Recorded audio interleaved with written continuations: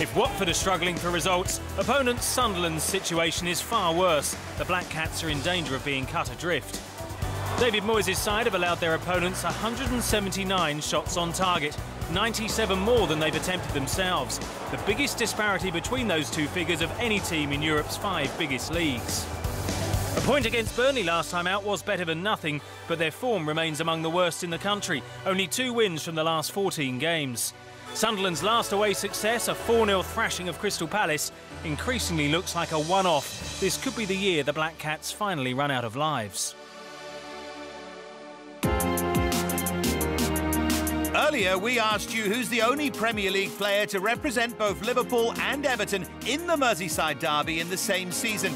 The answer? It's Abel Xavier, who back in the 2001-2 season played for Everton against Liverpool before switching sides later in the campaign.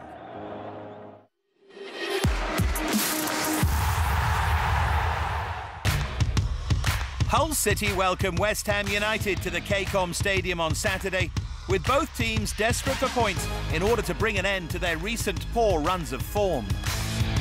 Marco Silva's men have picked up just 1 win in their last 5 games, while the Hammers are without a victory in the league since early February.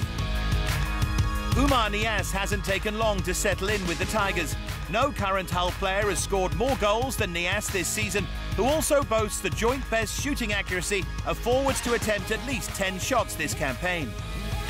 He seems to play with a smile on his face, which is it's quite rare nowadays seeing footballers play with a smile on their face. Yes, he's scoring goals, so that helps, and he's getting goals created for him as well. So yeah, he seems to have fitted in nicely there at Hull.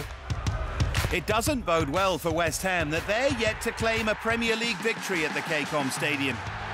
Their most recent defeat at Hull came in September 2013, with a penalty from Robbie Brady securing all 3 points for the home side.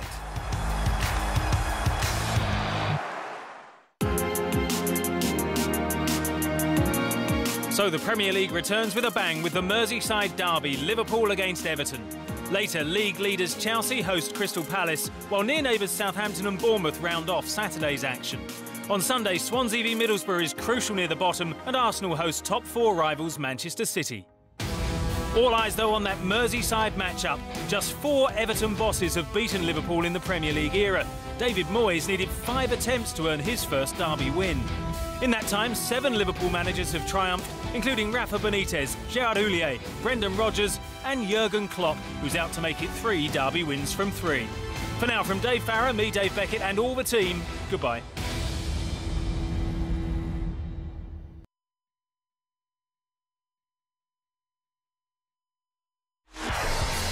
This program is brought to you by Brickfield's Asia College, the fastest and smartest way.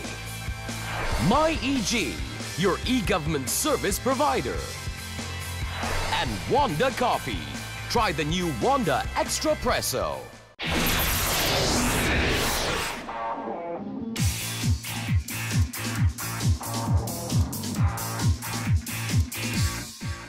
If you want to experience the true beauty of diving, don't just dip your toes in the water.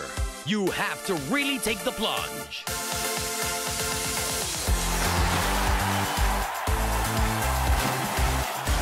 The FINA Diving World Series, live on Astro Supersport and HD.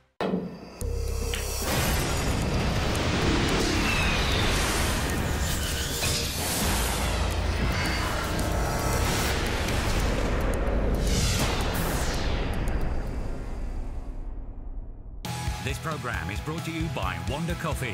Tastes like just brewed.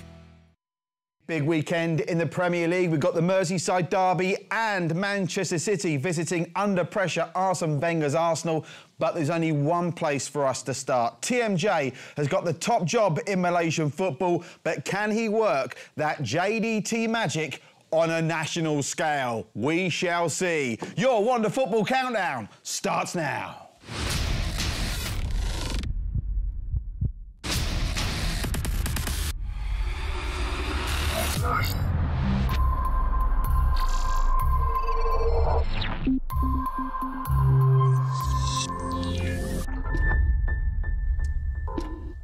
Welcome, friends. Come on in to the locker room of legends, all aboard the Friday night football fun bus that is your Wonder Football Countdown, live at 9 every Friday night, 816-834, your Astro Supersport. And, of course, we're streamed live on YouTube from now until the end of the season. So there's no excuse to miss the best football programme on your screen, tablet, iPhone, whatever it may be. Straight down to business on a very busy weekend for us. Let me introduce my top team, the man of 1,001 hairstyles, Housewife's favourite, Asia's #1 pundit, Stanley Bernard. How you doing, Stan? Very good. Good stuff, good stuff. Looking forward to hearing what you've got to say about TMJ. The living Liverpool legend, Steve McMahon, is in the house. Mac, and good to have you back. We missed you the week before last. I missed you as well. You're just saying that. You're I'm just saying that. And the Sizzler is in the house. Gary Stevens, back by popular demand. Gary, great to have you here, over from Thailand, and I know you'll be on the live Premier League coverage this weekend. As always, we've got lots to get stuck into, including the big Premier League games to come this weekend. And if you want to have your say, we're desperate to hear from you. The Twitter handle, @StadiumAstro,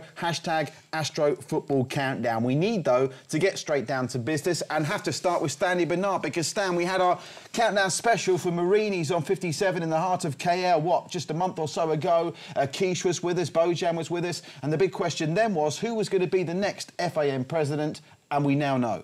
Yeah, great decision. I think the right man has got the job largely because of his success at Johor. Over a span of 3 years, what Johor has achieved, not only with the winning the cups, but also the direction they've gone.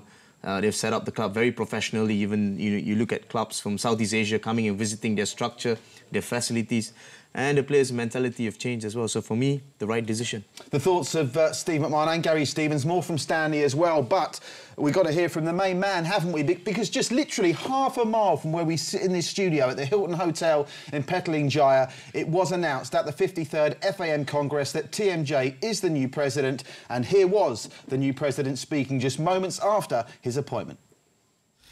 Well, the first short term is by today onwards, I'm going to check on the budget of FAM, of the whole organisation. I have to study the budget, what money we have, and that should be my priority in taking care of that budget. And I'm going to be very transparent about it and what we're going to use the money, where we are going to channel it to. That is number one.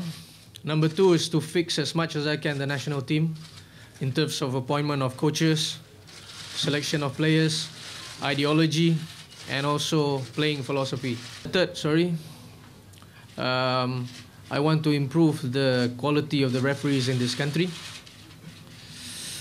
And therefore, we have to not only implement certain methods like getting advanced technology, but also to get a very professional assistant from abroad to educate our referee more so we can raise up the level of the refereeing in this country.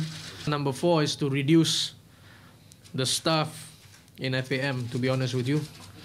Saya nak kena reducekan staff-staff di dalam FAM kerana saya hanya perlu orang yang boleh memberikan sumbangan kepada organisasi tersebut, dan untuk jaga duit organisasi tersebut patut jadi keutamaan saya sebagai presiden dan tanggungjawab saya, dan saya tak suka membazir.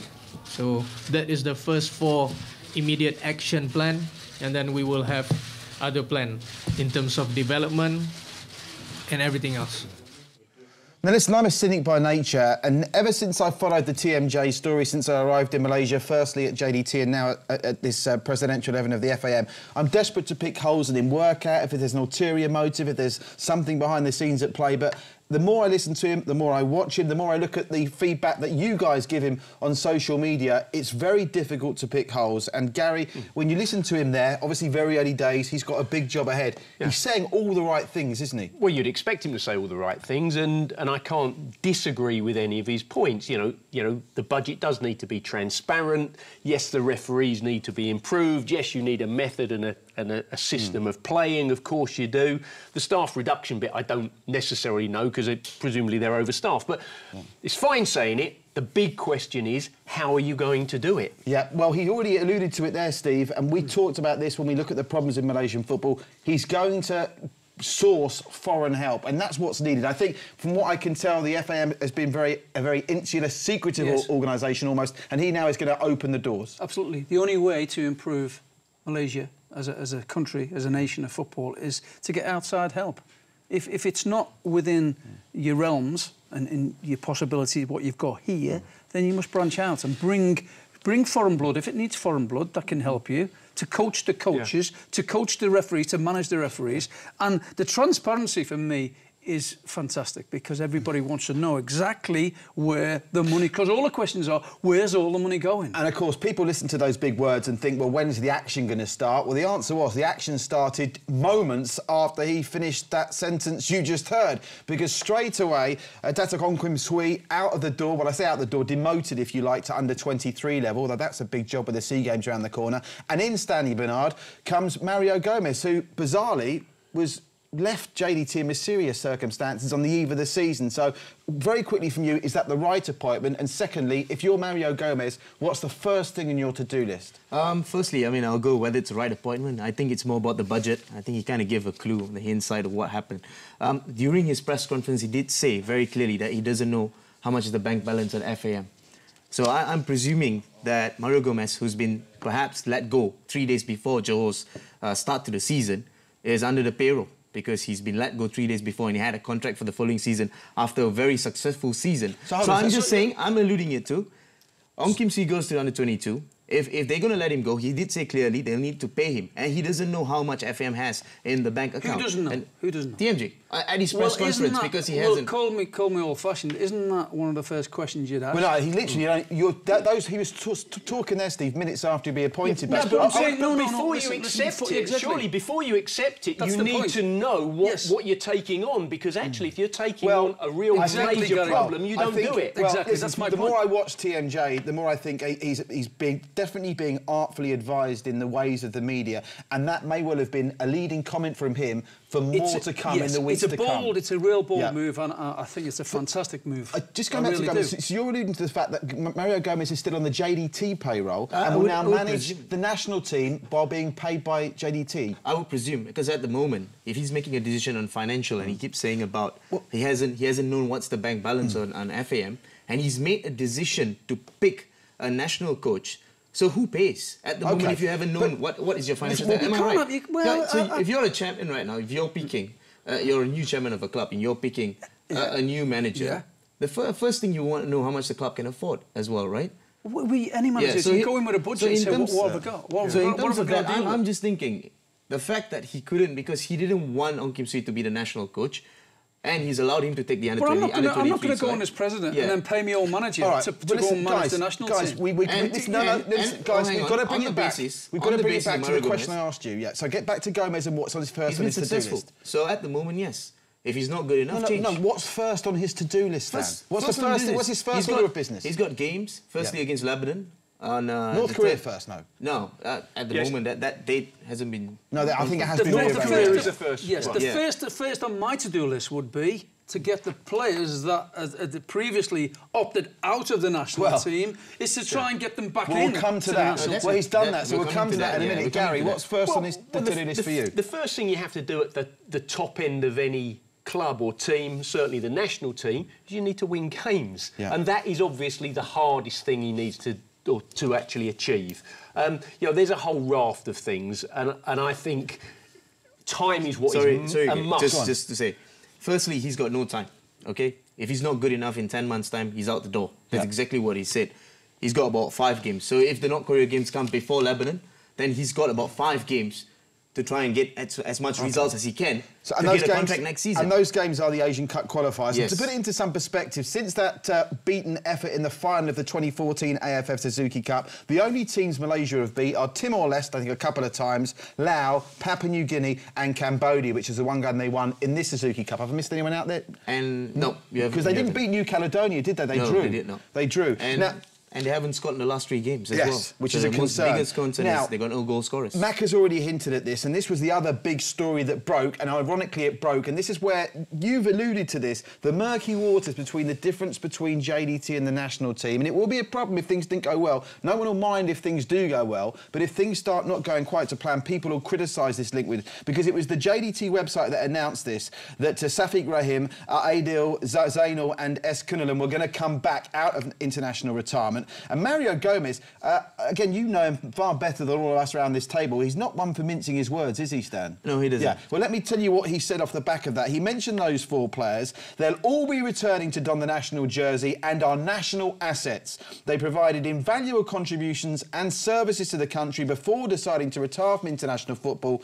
And he says rather modestly, with my knowledge on playing tactics of some of the local players, there'll be a new playing style for the national team. Only those who don't know anything about football will deny that fact. That was Mario Gomez speaking after his appointment and the return of those 4 JDT players. Now, I have to come to you here because when those 4 players retired, around this table there was some criticism of them. And I asked you point blank, I said, are those players retiring because TMJ has told them to? And you assured me that wasn't the case. Do you still stick by that now? Yes, they have a responsibility to having their own responsibility to decide their national. So if they didn't retire career. because of him, are they coming back because of him?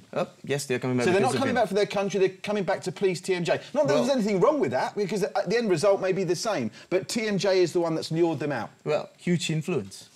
But at the end of the day, so they have to make... You've just said that they retired, that was their own decision. Yeah, of course, the and influence... now you're saying they're coming on retirement on their decision. It is their decision. Both sides, huge influence on the same man. So you're saying TMJ has no input in this, influence. in their decisions whatsoever? Look, there is no way in history that any club has come close to how JDT is set up, all right, as footballers in Malaysia. So let's go back to background. None of these players, despite playing for the country for many years, have been taken care of the way they've been taken care at Johor. Financially, structure, club, anything you name it, playing at the highest level of club. Hang on.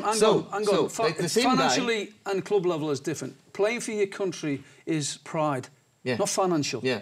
It's pride. Whoever's in charge of the country and leading your country as the coach, it's about pride, not about your facilities, not about the money's available. You're right. So what has happened is, playing for Malaysia and losing quite regularly has become quite a norm at some point. And the fact that they've been playing for Johor and taken care better by the same man who's now the president, he's influenced them on the decision to retire. But at the end of the day, the players have their own responsibility to say whether they want to retire or not. Because you had Amir Raya, Safi Salih and Fazli Mazlan, a few other players who actually played for the national team from Johor while these 4 retired. So it's not entirely the entire Johor team retired from the national team, whoever's been selected for the national team. So only these 4 players decided to retire. So it must be from their own decision. Again, can I just come back to I mean, the reality is, listen, the state Malaysian football's in. I think everyone wishes TMJ well. He's got clearly the support. I mean, I was trying to work out percentage-wise. I've never, you know, what is it, 99.999% of the social media comments, the tweets we're getting in here, the media reaction is positive, they're behind him. But you can't escape that this is, it's almost like allowing Manchester United to take over the English football team. Everyone to do with Man United comes in and runs the English team. Okay, that might work for England as well, I don't know. But is there no concern in that to you, that Johor, which is in itself a very special state in Malaysia, is now going to effectively be the driving force behind the national team? If you go back to a year ago, TMJ was saying one of the reasons why he wouldn't want to be the president because he'll be biased towards Johor, and he didn't hide that fact. But the good thing that he did about a year ago was to put his sister, Tunku Aminah, as the president of Johor. So he's now divorced from it in name, even in so reality as though he's still part of it. Of course, he's all right behind it. Let's go around the table. It's very difficult just to confirm those. Yeah, I know it is. But listen, you've got the state Malaysia's in. I know from an outsider it might seem one of those mad situations, but they've got to roll the dice. They've got to try something. I agree with that. I think change was needed. Drastic change was needed. Revolution change. Yeah, and I think this young guy, where do they sit in world rankings at the moment? 168 or something. Okay, that's interesting. I mean, the FIFA world rankings are a bit, as we know, not necessarily a barometer, but ultimately that's what they'll be judged by in terms of seedings. They need to do what Northern Ireland did. Northern Ireland were a laughingstock in Europe 10 years ago. They gradually built the ranking up. They got better seedings in the qualification draws for competitions. Malaysia now 161. They're the meat in a sandwich of Aruba and Moldova.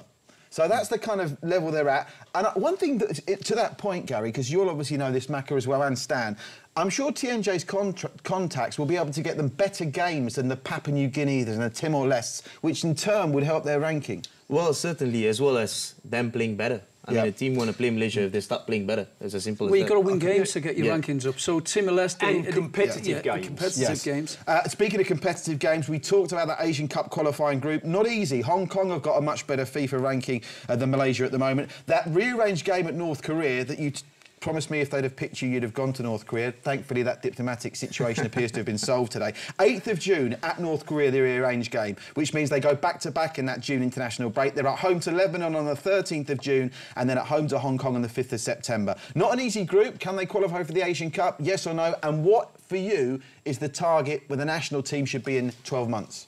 In 12 months, I don't think they'll qualify for the Asian Cup. Okay. I'd just like to see them better their rankings and every game they play. In terms of performance, it's got to be better from the past and start scoring goals. Yeah, well, they'll be organised. There'll be a different proposition, that's for sure, with a new certainly president at the helm and new manager and new ideas, which is what everybody was looking for. But you have to win games, Gary, in any surely their target has to be to compete first and foremost with the better teams in Southeast Asia. Yeah. So I think their target has to be clamber towards Thailand. Yeah, I think we would have recognised Thailand are the best in Southeast Asia. So that has to be their target. But that doesn't happen overnight. And the biggest key towards that, I think what TMJ is trying to say is the clubs need to work closely with the national target as well. I think that's where Thailand clubs have respected the national target. Well, Thailand because they always release their club players for a long time. I mean, it affects, they do. You as a coach, you have coached there. It does affect the league a lot, but it gives a lot to the national team as well. It's taken Thailand a long time to get the infrastructure right. There's academies there now, and the lower down the scale is very high class now. And that's, you've both alluded to a good point there, because TMJ, we're talking about the national team because that's what the headlines are about, but credit to TMJ. A lot of what he said, both in that press conference and subsequently in other interviews with other media outlets, focus on youth, improving referees. He's actually said it's not all about the national team, which is exactly right. Correct. Because you've got to build it from the bottom up. It's about the national manager winning games, but the national team in general is about an infrastructure and maybe a 5-year plan. And again, in your experience, to everyone watching this, die-hard Malaysia fans, if you're going to start effectively from scratch, how long you got to give it to see the benefits of what's at grassroots level? 10 years, isn't it? It's 10 years plus. You've got 5 years and then have little goals, little mini goals to set yourself targets. It's decades, I think. It truly is. The tweets have been going crazy all week on this, so let me read a couple of them out. Satish says, I think he'll bring Malaysia football to the next level by making it into the World Cup qualification group stage. Wouldn't it be great to think? And on that subject, by the way, the other big news today, 2026 World Cup, going to be 48 teams, whatever you think about that. The good news is Asia's allocation goes from 4.5 to 8. So with 8 teams now, I mean, it sounds a long way off 2026, but it means we're going to have double the allocation for Asia. Azri says, AFF Championship 2018 champions, FIFA ranking breached the 150 barrier. That's not unreasonable. Runners-up just in 2014, if they can catch the ties up with themselves, seem to have plateaued a little bit. And Mohammed Gerard says, it's about building a foundation and a team for the future, not instant success in 3 years. That sounds sensible. Darren says, qualifying for the Asia Cup and not being the whipping boys during their time there. Maybe a bit ambitious, the Asia Cup, of course, just around the corner. Ravi Shankar also sensibly says nothing's going to change overnight. 30 years of mismanagement can't be undone in 3 years. Absolutely. You'd agree with that? Yeah. And one more, Francis Chin. The next Asian Cup is in 2019. I don't think it is too short a target. He does think it's too short a target. Maybe after 2019 will be more realistic. Keep them coming at Stadium Astro. Hashtag Astro Football Countdown. It's a story that will run and run. We have put a request in to His Highness TMJ to maybe join us on the show or let us come down and visit him. And if you are watching, sir, we would love to come down and hear your exciting plans for the future of Malaysian football. And on behalf of everyone on Wonder Football Countdown and the Astro Supersport family, we wish you all the best in your quest to make Malaysia a force on the world stage. Right, stay with us. In a couple of minutes, we'll be back. We'll turn back to the Premier League with the Merseyside derby. Mac is getting excited. It is Everton at Liverpool. Stay with us.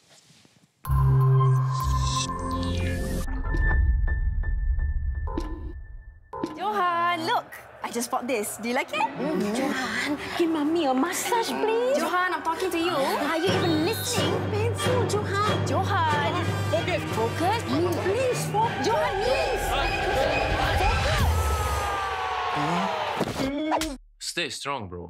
Stay strong. Wonder Extra Presso, brewed from premium Arabica coffee beans for a stronger coffee taste. Wonder Coffee.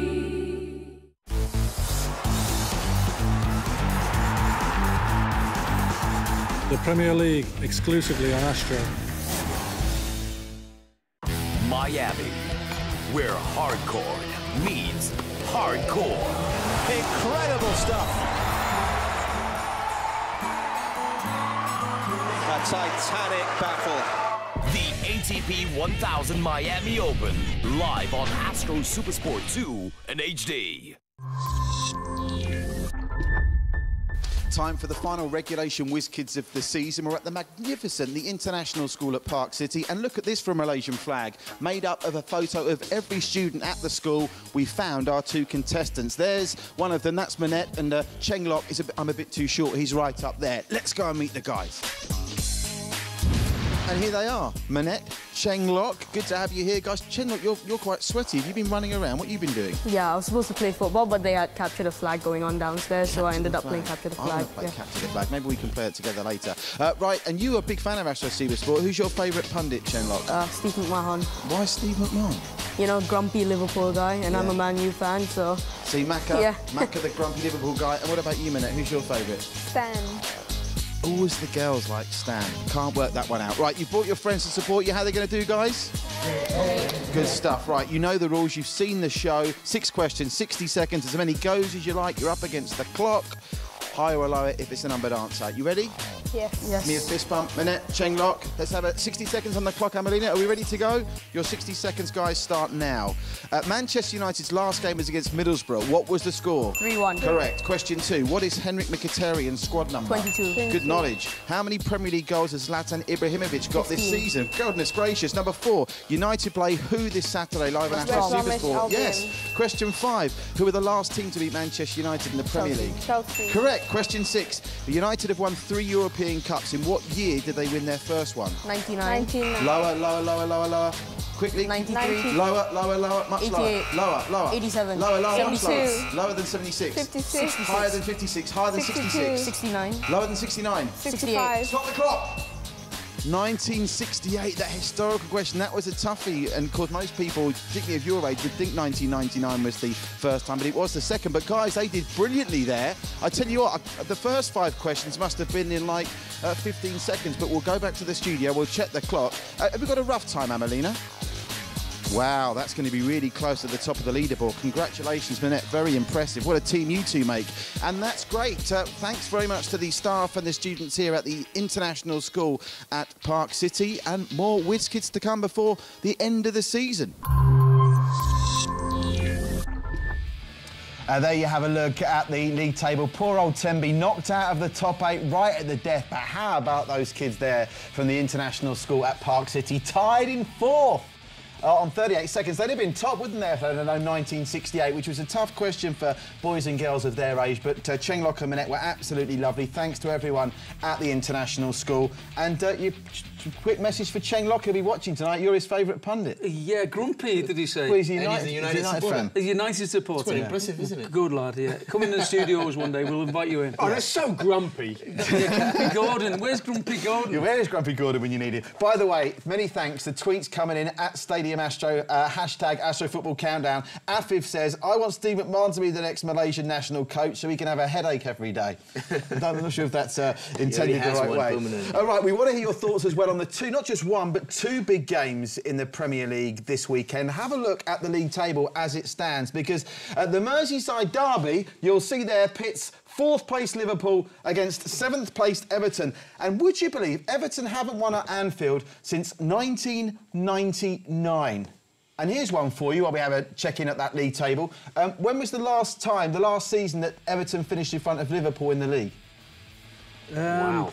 When he won it? 84. 84? 87 they won it, and they pipped Liverpool. 87, but they actually finished above. This is an interesting one. They finished above Liverpool in 2005, the year they sold Wayne Rooney. So without Rooney, they pipped Everton that season. So maybe that bodes well if Lukaku goes.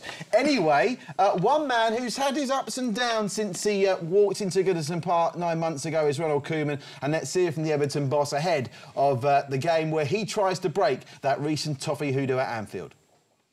Everton have made their best ever start to a Premier League campaign since 1978. Around the club is really a positive feeling. The team is strong, the team showed a lot of ambition. Barkley looking the favourite to swing it in here. It's in a very good area. What a start for Everton, and the Ronald Koeman era is underway. Still, I am involved in development of young players. And what we need is to have Ross on the highest level in football. It's Romelu Lukaku! Fantastic from the Belgian, yet again this season. He's one of the best players in the team. He's making the difference by scoring. Can't win anything without a top scorer. Lukaku, 28 goals this season, 22 for Everton in all competitions and 6 from the Belgian team, including 1 in their 1-1 draw against Greece last Saturday. 6 goals in his last 5. He really is shining bright. He's got a new agent as well, which I don't think is good news for Everton fans that want him to stay at Goodison Park. And this actually brings us nicely to the question I want to ask the panel.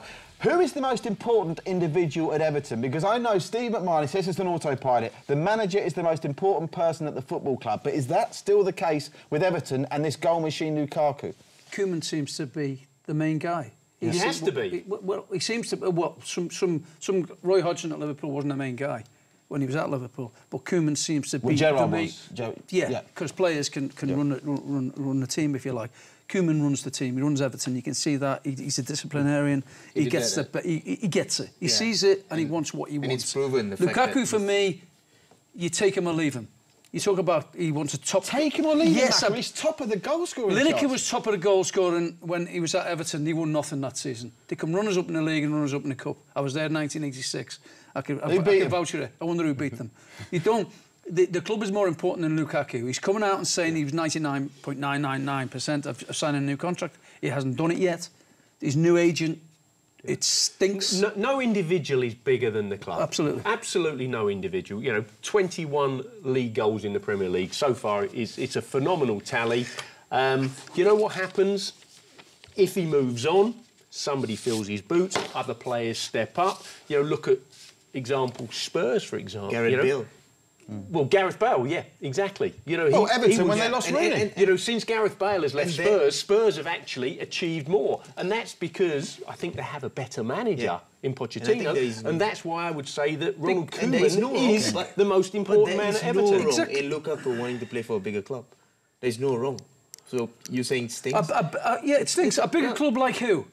Well, Arsenal would take him at this point. He wouldn't go to Arsenal. Why would he go to Arsenal? He's going to go back to Chelsea, isn't he? I think that's what's on the card. If Chelsea wants him, what's wrong with that? There's only one club that could probably need him. It's still bigger. It's still bigger than Everton.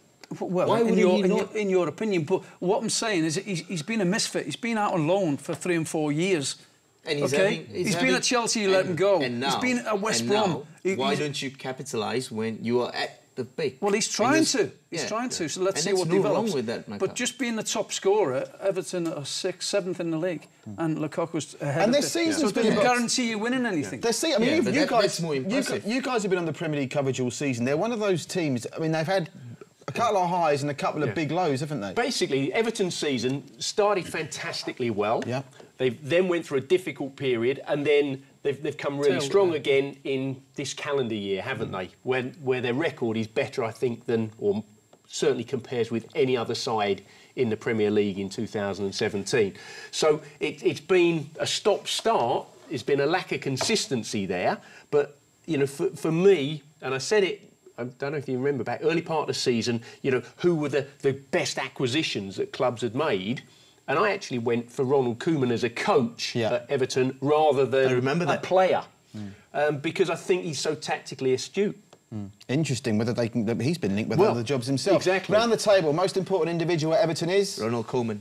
Well, the manager, obviously. Yeah, Koeman. Okay. Well, watch this space. Let's move on to the game itself and one of the key areas in the matchup at Anfield. Team news: Everton, big blow for them in defence. Their Argentinian defender Mori is out. Would you believe it for Liverpool? Henderson a big doubt, and Lallana comes back from England duty injured again. Jurgen Klopp is absolutely fuming about that. And let's look at how Liverpool may cope with that absence. Is it Emre Can? Will Lovren have to step into the breach there? Because the midfield battle is an interesting one. Liverpool dominated possession in the game at Goodison Park earlier this season, 67%, which suggests they ran over Everton in midfield. Is that what you're expecting this week? I know the three of you have been looking at the footage. Yeah, I expect them to face this game and how they've played against the big sides. I think if they go in that same manner, in that same mentality, they will beat them. Yes, they play a system here you see Lukaku drops into a midfield position. They play a diamond system. Sorry, Christmas tree. And it's easy. A 4-3-3. 4-3-2-1 yeah. is the Christmas tree. So the two Davis, especially, there's two right behind Lukaku. So they're the space, and Morales is on the left, and he's just got into the space. Davis goes into the space, Lukaku drops, and now he's the main man at certain times. Lukaku drops into that centre position where I think he's most dangerous. This is where Liverpool could struggle. Well, I think that exactly, just coming back from that clip, Everton, you look at Liverpool trying to squeeze it, and then, oh my God, that's probably one of the best crosses of the season from De Bruyne for Aguero. It's hard to defend, but this is equivalent to what Liverpool can do. That's Renacho putting in an early ball, and I think it's just finishing it early. And again, this is the spaces you'll always see. The fact that Everton can play the same kind of balls right it's the high line. That's how Everton took Manchester City's pants down, isn't it? When they had that, when they annihilated them at Goodison Park, wasn't it? Yeah, well, a bit more than that. They were at it. I mean, right throughout the team. The real problem for Liverpool all season has been defensively. Simple as that. And so, you know, this weekend they come up against Lukaku, who's the top goal scorer in the Premier League. Can they deal with his pace? Can they deal with his power? I don't see a Liverpool defender that actually would enjoy that battle one-on-one. You know, I can't see one of them. You know, is Matip going to be able to live with his pace, for example? It's a good point that you bring up. Firstly, individually, do they enjoy defending? You look at them, you would say no. It's almost as if they're struggling, even tactically, to try and bring on what Klopp is asking of them, which is very, very high in demand. You know, I would go as far as to say, if you look at Klopp as a coach, right, I think he's quite limited as a coach. You know, he's all about enthusiasm and pushing and winning it back. Passion. But actually, let's get some of the finer points right. Let's make sure that we don't concede. You know, let's get our positions right. Whereas I think if you look at Koeman, for example, he's right on top of that type of thing. I think what basically a really top team is good in possession and out of possession. Liverpool have to be, like we've seen it there against Hull. Yeah.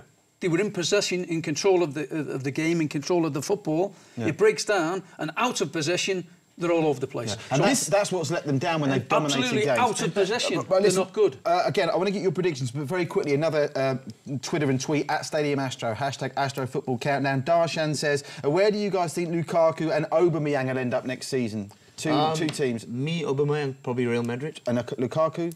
Lukaku at Everton. Everton, yeah. Lukaku will stay at Everton. Yeah. With a clause and all these clauses that will go in there. Aubameyang, I don't know. Bayern Munich. Some people say China very quickly. Yeah. Lukaku will stay at Everton, I think. I think they're going to have to keep hold of him if they want to really compete, and that's their aim. Well, I tell you, he mentioned him there, didn't he, Koeman, when we were talking about the game. Ross Barkley's a player that's had his ups and downs at Everton since Koeman's come in. I'm sure you guys will talk about that on the live match coverage this weekend. Right, let's check in with the celebrity table, because it was all over. This could be the biggest meltdown at the top of the table since Kevin Keegan's Newcastle in the 90s. Check at this. As I turn around, Steve McMahon on 31 points now, only 2 points in front of Adam Crothers. Are we going to have a look at it? There it is. And Roshan's still not out of it. I'm afraid Stanley and myself are very disappointing outside of the top 5. You're below me. Well, I don't know. I haven't checked, to be honest. I haven't checked. Reuben Shard, I think I am, Stan, to be fair, but I'm not going to be after this weekend. Now, Mac is not happy because there are 2 celebrity games, 6 points up for grabs, and Gary Stevens made a great suggestion. Gary Stevens suggested on the last day of the season, all the games kick off at the same time. The last day of the season should be all 10 games predicted. I'm going to put that to the competition panel. You know what a better suggestion is? I don't have a prediction now for the end of the season. Oh, well, you still don't know. You might as well. He's trying to gang up on me.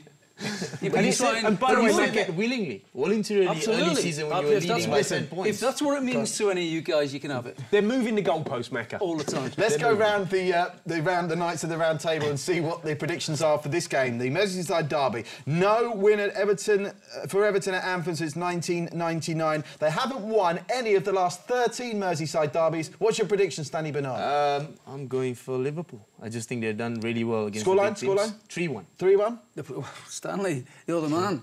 3-1 I've gone. Liverpool. Yeah. It seems to be a popular scoreline in derby games. Gary? Well, I'm going to throw the hand grenade in here. I'm going to go for an away win. Really? I know Everton don't have a great record there. Injury problems for Liverpool? Lots of problems. Yeah, injury problems for Everton. Well, true.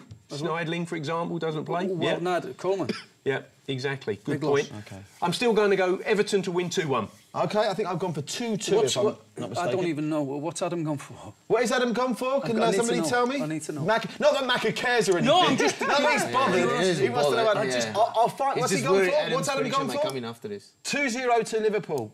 He goes 2-0 every time. Safe. Tell you what, Macca does not betray the face of a man that's not bothered about the Celebrity League table. I'm not bothered, trust me. Right, stay with us and we come back. Not one, but two blockbusters coming your way live on Astro Supersport this weekend. We go from Anfield to the Emirates. It's Arsenal City. We're looking forward to that one next. Stay with us.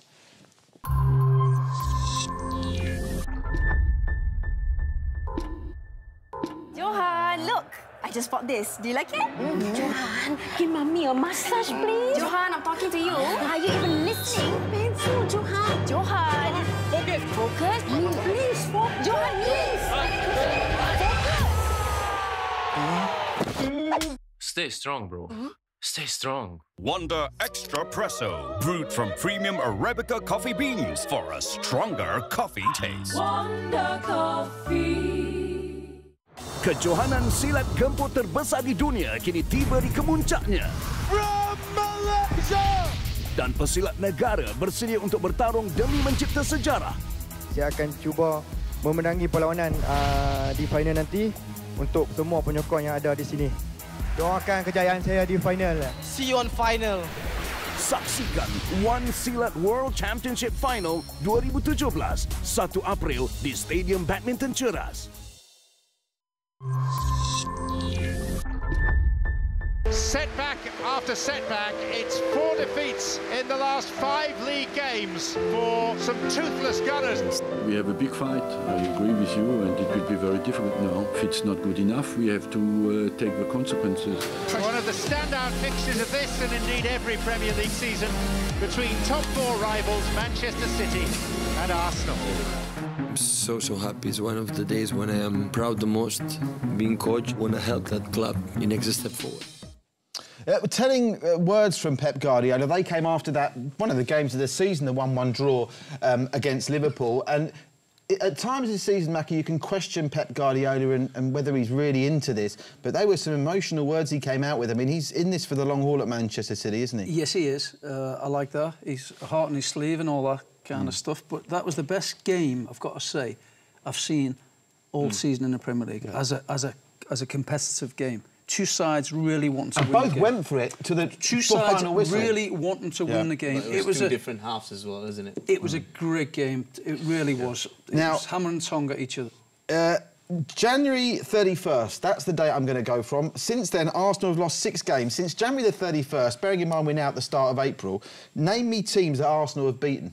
Can you name me teams that Arsenal have beaten since January the 31st? I've named you 2 non-league sides. Yes. Sutton. One. In the Cup. Yep. And Lincoln. Yep. And who are the only other team that Arsenal have beaten in that time span? Hull. Correct. Gary Stephen, go to the top of the class. Pretty worrying stuff. But the spin doctors are at play. We've debated Arsene Wenger's future tirelessly both last season and this season on Wonder Football Countdown. And he's gone, again, written off by many. The latest news coming out of the Emirates is he's about to sign a 2-year deal. Either way, he's giving very little away when he takes on the media in the build-up to this game. And some quotes from him that you kind of take with a pinch of salt or worry about what he's drinking with his tea. Let's listen to Arsene Wenger in the build-up to Arsenal-Manchester City. I'm very clear in my mind, but anyway, do I stay 2 months or 2 years? My commitment will be exactly the same, so the time I spent here does not influence at all my attitude. I've always been very clear in my mind, you know, and I will remain like that, but I think it's a subject that at the moment is not sorted completely out. There's only one team in London, so he's happy. I think personally he's happy here. It's true that we have not extended his contract yet.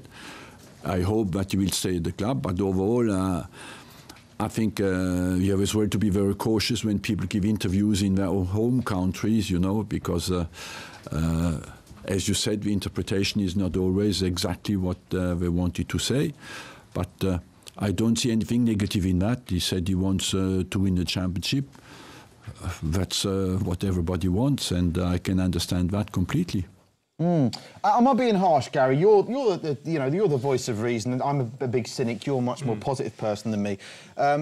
He says there's only one club in London. Chelsea, I think, have won the league 5 times since Arsenal last won it. He's saying maybe he's got a valid point that Ozil and Sanchez's interviews are being misinterpreted by the media. Do you think a lot of what he says there is tongue-in-cheek, or do you think he's losing a plot with reality? I think he's trying to defend his position, which is becoming more and more difficult to defend. And once that does start to happen, you know, he's having to be more creative with his answers, and I don't think he's fooling anybody at the moment, personally. There's one story doing the rounds in the media today, and it sounds nutty, but when he talks like that and when he's leaving everything open to interpretation, they say that if he beats Man City, he signs the contract. If he loses to Man City, he announces it's his last season. But, I mean, which sounds ludicrous, but he can only really now sign the contract and not have World War III at the Emirates off the back of a good result, can't he? No, he seems to be can do what he likes. He's the only manager in world football can do and dictate what he wants to do. Yeah. And everything in that interview was, I think he's happy. Well, don't you know he's happy? Haven't you spoke to him? You know, I think he shouldn't have said that. Yeah. And I thought, that, what you're supposed to know. And we look and we'll probably go through it later. Well, let's come to that. I know, because you were talking about this before the show, Macca. The Arsenal contract management, and just like they seem to leave his contract on a knife edge from time to time, they've got a history, Arsenal, to be fair, not just under Wenger, dating back to the George Graham and the Hillwoods. They've got a record of leaving players dangling on contracts, but here are the players, just a selection of the players that are out of contract at the end of next season. And you may think, well, if they've got another season, what are Arsenal worried about? But in the modern era, you will confirm, it's very unusual to let key players go into a final year of a contract. Absolutely. So it could be the influence of whether Wenger signs a contract or not. Well, we'll come to that, but let me just give you the players. So Petr Cech, Mertesacker, Ozil, Wiltshire, Sanchez and Oxlade-Chamberlain. They're just 6 of, I think, a big list of players whose contracts run out at the end of next season. What does that say to you? Bad management.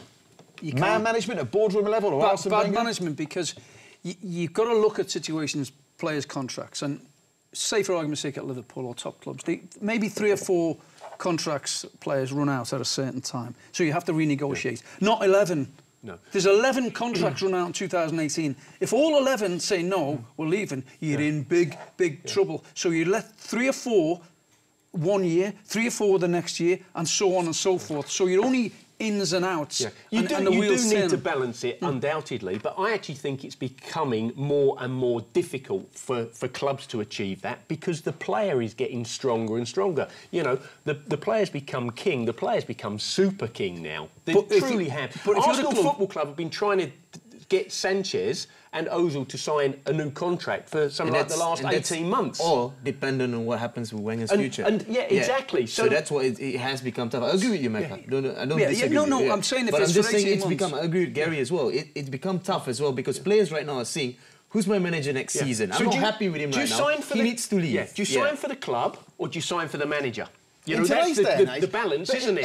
I mean, again, we never mind Arsenal trying to keep these players at the club. With what's going on, how can the higher-ups at Arsenal be approaching any other players at any other clubs trying to convince them to join Arsenal next season? Half the key players' futures. It's nothing to do with anybody else at Arsenal. It's to do with Wenger. Wenger's dictating anything that moves at that football club, and that's why players are getting disheartened. If it's all about, they've been discussing for 18 months previous, why don't you just do it?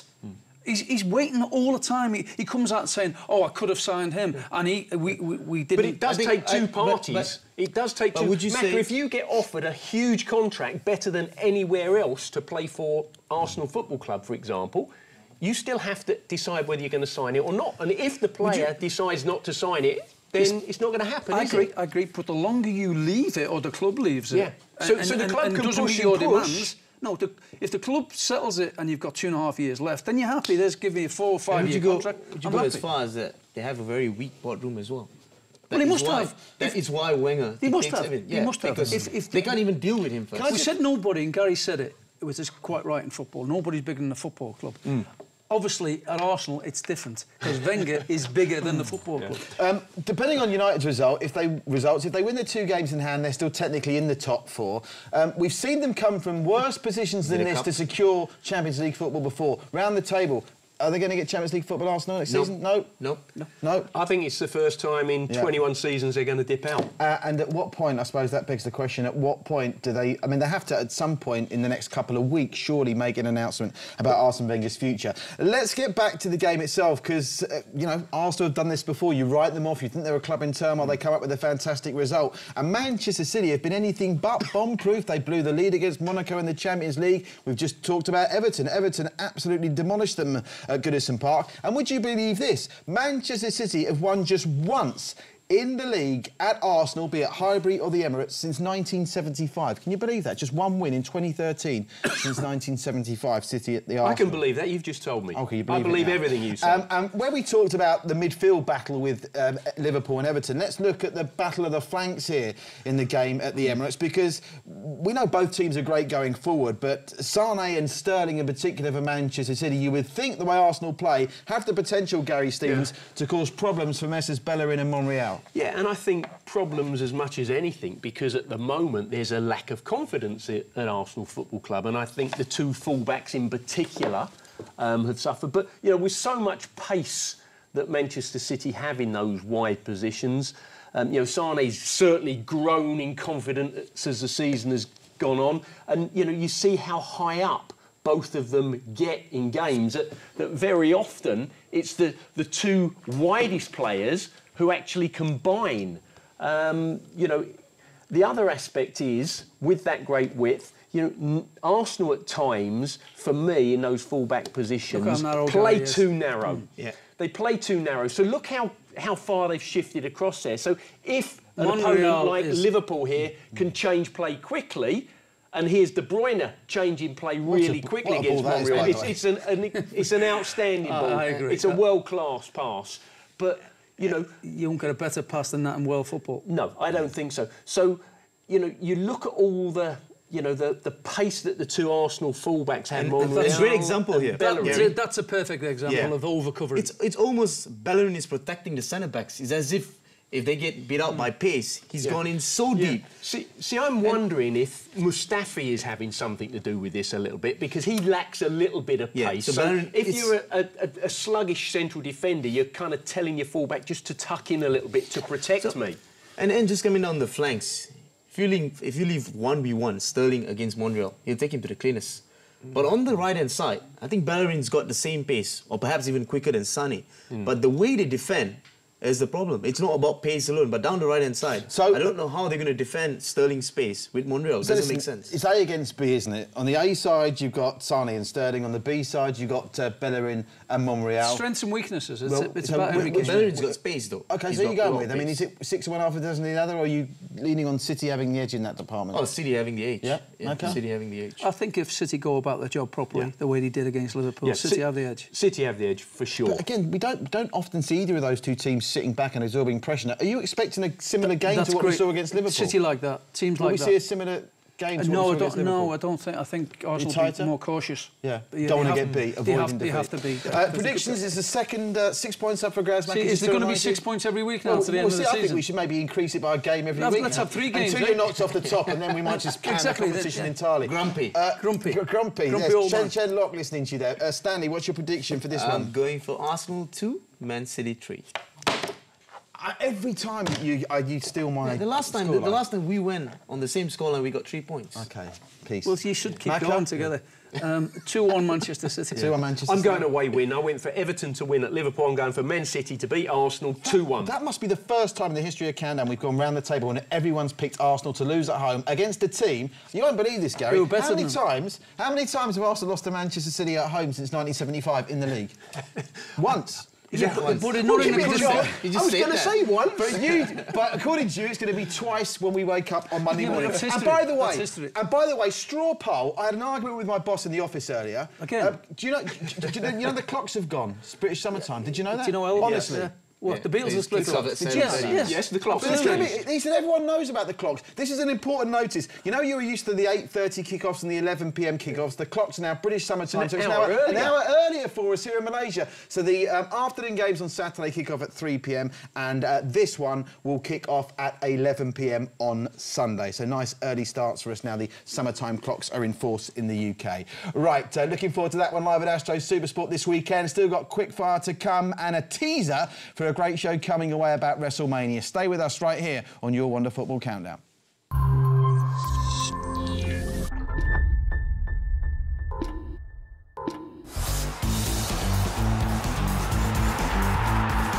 Premier League, live and exclusive on Astro. There's more than one way to meet the Grim Reaper. He's taking care of business on OK and Astro Go. 안녕하세요. He takes care of your body. 5, 6, 7, 8. And he takes care of you on demand. Lee Dong-wook, a man of many talents. 진짜?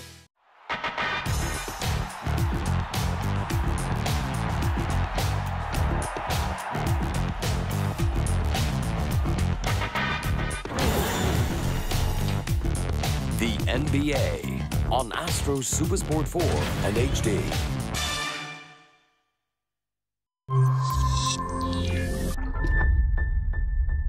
Oh my God, we're in Orlando, WrestleMania fever, and I'll tell you what, there's so much going on, right? I know, we're here at the Superstore, and as you can see behind me, there is Becky Lynch. What else is there here? There's so much things to do. Look right here, we've got personalised jerseys, so the official WrestleMania t-shirt.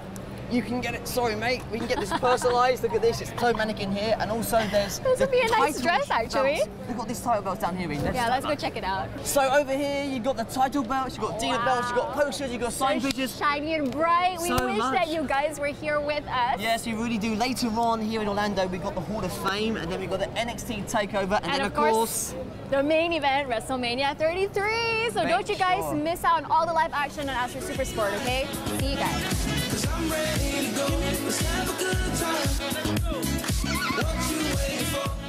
Reem and Mark get all the good jobs, and we did record a WrestleMania preview on Football Countdown a couple of weeks ago. If you go to the Football Countdown Facebook page, you can see what the boys thought of Brock Lesnar against Goldberg. You were with Goldberg. You're with Goldberg. I was with Lesnar. You're with Brock Lesnar. I think you're on the right track. Absolutely. So go to the. No, you weren't. John Arnorisa was on the show. No. I did it. Remember? No, that's for the Royal Rumble. But I know you're with Lesnar because Lesnar's going to win. Go to the Football Countdown. Go to the Football Countdown Facebook page. Leave your prediction underneath our preview video. And the WWE have finally given us, kindly given us. We didn't ask them too many times. Some great WrestleMania hoodies. That episode of Wishlist is coming your way. And how cool is this?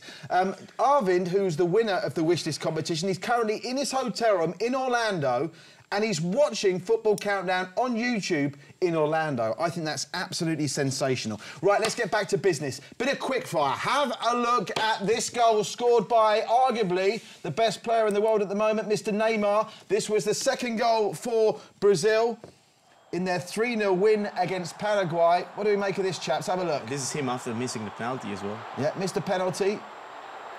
I'm not sure. Well, there's a couple of things about that goal.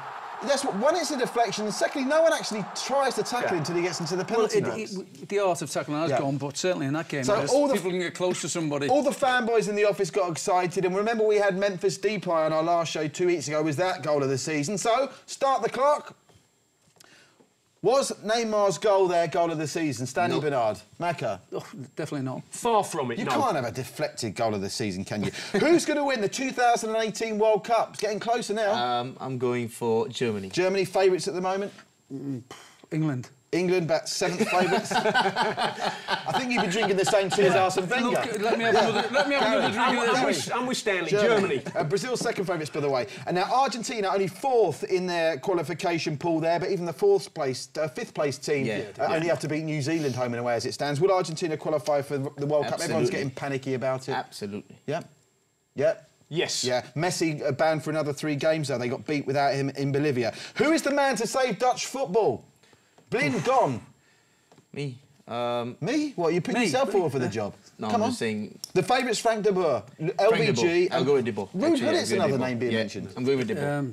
TMJ. TMJ. You give him a chance, got pretty more chance in Malaysia. He'll do well here. I'm going Philip Cocu, the current coach of PSV. I'll tell you what, over 100 times, played for Holland, played for Barcelona. Shout. I think pretty much everyone's been given a job. Have we run out of time? Philip Cocu. Run out of time, so I've got to ask this question. Hazard to Madrid, yes or no? No? Yes. No. No. So, shock shop, big weekend of games. Where's your shock coming, Stanley? I actually don't have a shock. So your shock is no shock? No shock. So your shock shop is closed? Yeah. No shock shop for Stanley. You've had a shock. You had a Buffon. Macca? I'm going Burnley to beat Tottenham. He went for Liverpool to be beaten again. Yeah, I'm going Everton to win at Anfield. That's the shock. Okay. See, how's that a shock? I'm going to go for Sunderland to beat Watford. Don't ask me why, I'm just having a guess. And there are 3 Astro on the Go teams.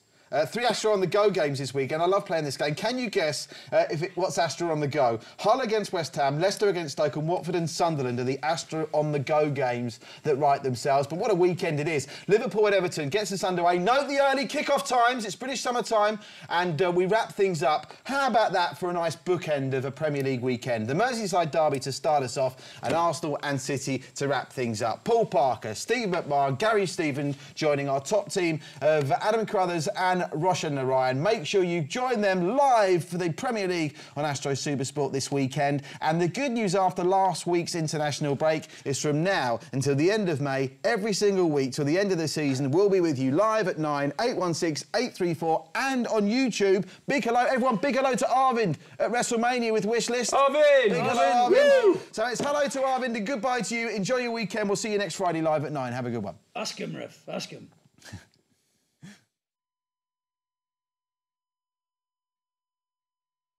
This programme is brought to you by Wonder Coffee.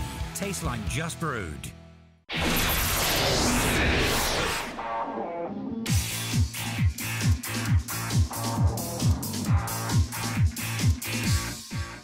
If you want to experience the true beauty of diving, don't just dip your toes in the water. You have to really take the plunge.